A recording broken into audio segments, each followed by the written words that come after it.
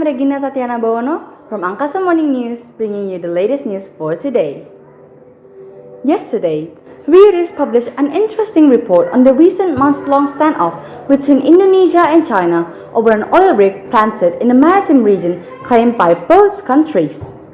According to the report, which cited 4 sources familiar with the matter, China told the Indonesian government to stop drilling for oil and natural gas near Indonesia's Natuna Islands on the ground that the region was Chinese territory.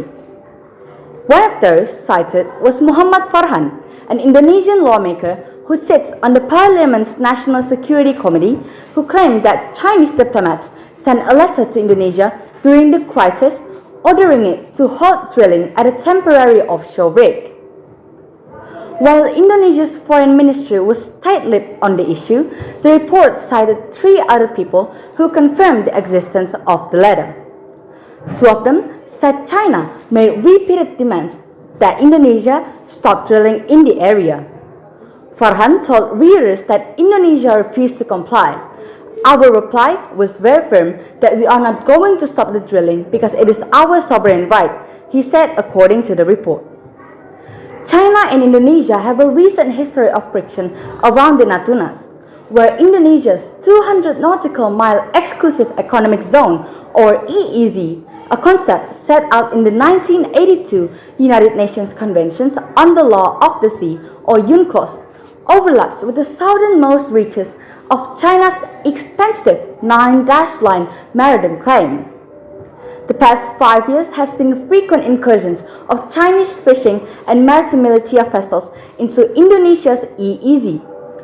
In response to the Chinese incursions, the Indonesian government has bolstered its military presence on Natuna Besar, the largest island in the area, and held military exercises in the surrounding waters. It has also beefed up our maritime force, known as Bakamla, in order to deter foreign fishing vessels from entering its EEZ. The standoff in question began in late June when a semi-submersible rig, the Noble Clyde Bodroa, arrived and began drilling 2 appraisal wells in Indonesia's Tuna Block. Located approximately 140 nautical miles north of Natuna Besar, China responded by sending a vessel to patrol close to the rig. Indonesia then promptly sent a Bakamla patrol ship, KN Pulau Dana, the first of a number of Bakamla and Indonesian Navy ships that has tailed Chinese vessels around the area in the months since.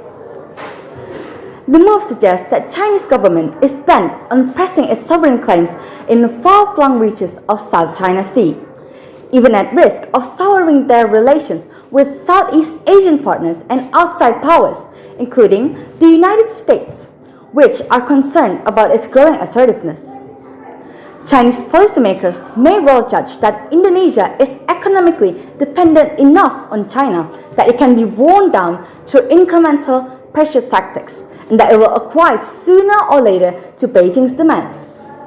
Indonesia has generally trod carefully on its South China Sea tension with China, refusing even formally to acknowledge the existence of a dispute, while asserting its clear sovereignty over its EEZ under UNCLOS. But more forthright and aggressive, Chinese moves run the risk of at least pushing Jakarta to revisit its approach to the recent frictions. To be sure, Indonesia now finds itself in a diplomatically sticky situation. China is Indonesia's biggest trade partner, and investment under the Belt and Road Initiative has been crucial to President Joko Widodo's domestic economic agenda.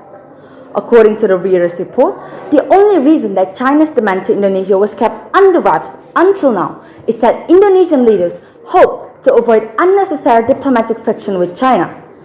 Its leaders wanted to be as silent as possible because if it was leaked to any media, it would create a diplomatic incident. The parliamentarian Farhan was quoted as saying, "So far, Jokowi's administration has managed relatively to keep its flourishing economic ties with China fairly isolated from the periodic standoffs and tension offshore.